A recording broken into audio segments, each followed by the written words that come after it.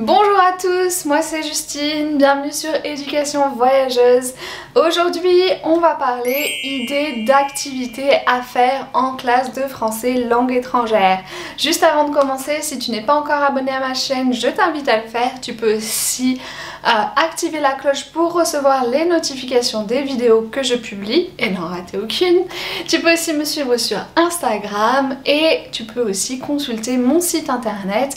Tu y retrouveras des témoignages de profs dans le monde, des ressources et bien d'autres articles. Alors, je vous ai déjà parlé de l'activité Jigsaw Puzzle. Je vous mets la vidéo là si vous voulez voir en quoi ça consiste, l'intérêt, tout ça. Vous pouvez aller voir la vidéo. Ce que je voulais faire aujourd'hui, c'était vous donner des idées pratiques d'application. Donc on a quelques idées assez générales, mais je voulais surtout vous donner une application réelle avec une ressource que vous pouvez télécharger gratuitement. Donc je vais vous mettre le lien dans la description de cette ressource si jamais vous voulez l'essayer en classe. Alors, pour faire un tout petit rappel très concis, le Jigsaw Puzzle, le principe c'est de diviser la classe en groupes. Et dans chacun des groupes d'avoir des experts ces experts se réunissent ensuite en groupe experts pour pouvoir débriefer du contenu ou découvrir le contenu ou argumenter et revenir dans leurs groupes initiaux pour débriefer avec leur groupe, reconstituer tous les éléments que chaque expert a vus et éventuellement en faire un résumé, une synthèse qu'on confrontera avec l'enseignant. Ça c'est l'idée générale.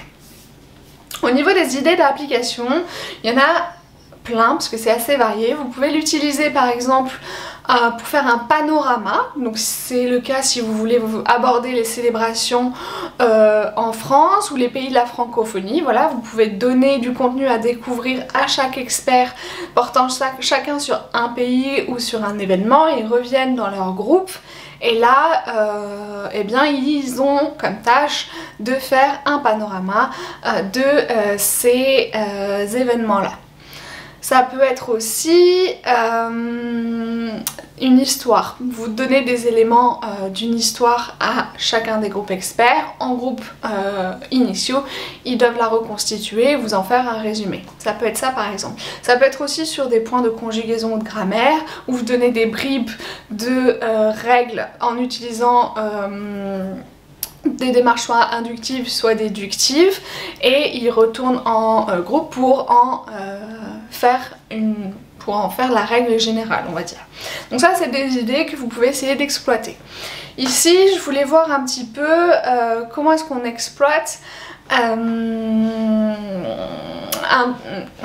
élément qui est par exemple le CV.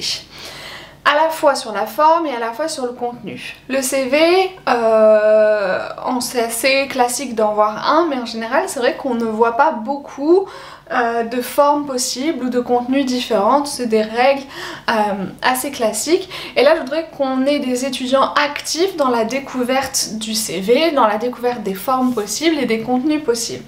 Donc ce que j'ai fait, c'est que j'ai sélectionné 4 CV. Donc je les ai tous trouvés, ils sont on va dire authentiques, bien que je doute que ce soit des personnes réelles, parce que je pense que ce sont des modèles. Mais avec des vraies descriptions, des vraies expériences, des vraies compétences, voilà. Donc là j'en ai 4. Je vous conseille de ne pas les imprimer recto verso, mais bon. L'idée c'est qu'à la fin, dans les groupes initiaux, ils reconstituent de cette manière-là les 4 CV et qu'à terme, vous puissiez demander à chacun de produire son propre CV, puisque ça va sûrement être la tâche finale. Vous avez vos 4 CV. Ce que j'ai fait donc, c'est que j'ai divisé ma classe en groupes. On va dire qu'il y a 5 groupes, A, B, C, D et E, donc ça ce sont les groupes initiaux. Et il y a 4 groupes experts. Groupe 1, groupe 2, groupe 3, groupe 4. On a donc des membres qui sont j'appartiens au groupe A, expert 1. J'appartiens au groupe B, expert 4. Par exemple. Donc on a la lettre, groupe initial, le chiffre, groupe expert. Par exemple, vous pouvez choisir une autre organisation. Donc, on demande donc aux groupes initiaux, on leur dit, vous devez à la fin reconstituer les CV dont vous aurez chacun vu des extraits particuliers. Et à partir de ça, vous devez édicter les règles de rédaction d'un CV, de rédaction et de mise en forme d'un CV. Voilà, ça peut être une consigne. C'est pas la tâche finale, ça sera une sous-tâche, parce que la tâche finale, il faudra produire. Donc, ce qu'on a fait, c'est que là, j'ai créé, oui, vous me voyez pas très bien, mais là, j'ai créé. Donc, ce que j'ai fait, c'est que j'ai créé mes ressources par groupe. Le groupe 1, il est expert donc de la partie présentation, photo, qui est optionnelle, ce qui devront dire profil et loisirs. On a donc des CV pour ce groupe expert 1 qui ressemble à ça. Donc on voit bien qu'on a le nom, l'intitulé du poste qu'elle recherche, la présentation et le profil et les loisirs. Même chose pour ce CV là. Donc j'ai fait exprès avec des blancs pour qu'ils puissent repérer où est-ce qu'à la fin, pour qu'ils puissent repérer où est-ce qu'à la fin ils le mettent. Donc ça c'est le groupe 1. Le groupe 2, lui, il va être expert des compétences, des références et des langues parlées. Donc pareil, hop, hop, il a que les parties qui le concernent. Et le groupe 3 va être responsable des expériences professionnelles.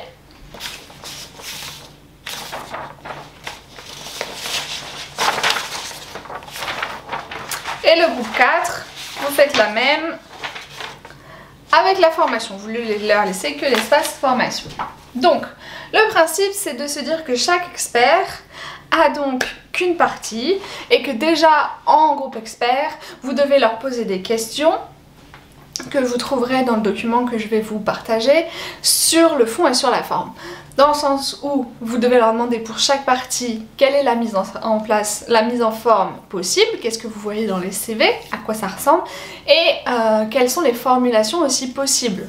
On prend par exemple les missions pour décrire les expériences professionnelles. Est-ce qu'on utilise le passé composé? Est-ce qu'on utilise la formulation de tâches? Est-ce qu'on utilise les verbes à l'infinitif? Voilà, comment est-ce que c'est formulé? Comment est-ce qu'on peut le formuler? Pour la mise en forme, quand on va parler de l'espace compétences, est-ce que je rédige des compétences? Est-ce que je mets une mise en forme, vous savez, avec des barres plus ou moins acquis? Est-ce que je mets des étoiles? Voilà, comment est-ce que on met en forme tout ça pour leur offrir le champ des possibles et pour les rendre acteurs dans ce qu'ils découvrent. Une fois que ils ont découvert un petit peu les CV, qu'ils ont répondu aux questions, ils essayent déjà en groupe expert de éditer des principes de rédaction d'un CV. Ensuite vient le deuxième temps où ils reviennent dans leurs groupes initiaux et donc là, chaque expert dans les groupes va dire quelle partie on lui a attribuée. Donc il va dire bah moi j'ai eu le profil, j'ai eu les langues, la la li, la la la, la la li, la la la.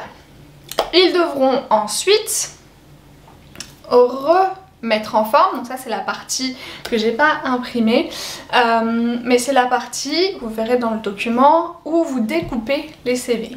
Donc toutes les formes que vous leur avez données, ils doivent, dans toutes les parties que vous leur avez données, vous le redécoupez de la même manière et ils doivent les remettre en forme pour avoir les CV complets.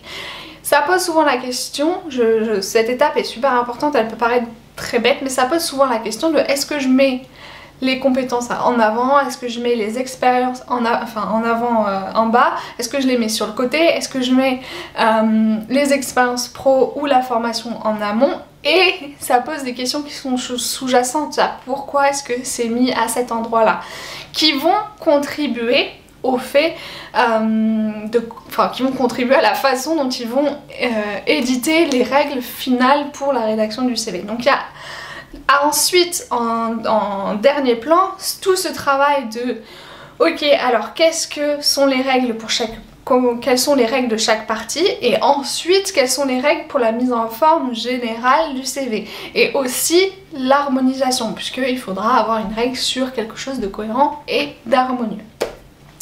Donc c'est quand même assez complet puisque à la fin vous vous retrouvez avec des règles qui prennent en compte toutes les catégories qui peuvent ou qui doivent être présentes dans un CV, les différentes formes et formulations de chaque partie, la décision de la mise en forme d'un CV, la décision de ce qu'on met en avant, ce qui est optionnel, et entre guillemets les bonnes pratiques du CV. Donc vous arrivez à quelque chose d'assez complet. Ça c'est pour une séance quand même un peu longue, vous n'allez pas faire ça en une demi-heure. En fonction du temps que vous avez, vous pouvez réduire certaines parties, en enlever. Vous pourriez par exemple enlever si jamais vous voulez pas avoir de discussion sur la mise en page finale, vous pourriez enlever cette partie si jamais elle était trop chronophage et vous n'avez pas assez de temps.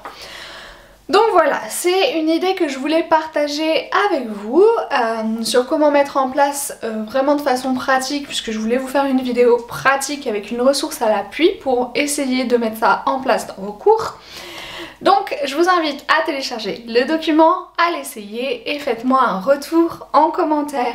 Moi je vous dis merci et à bientôt.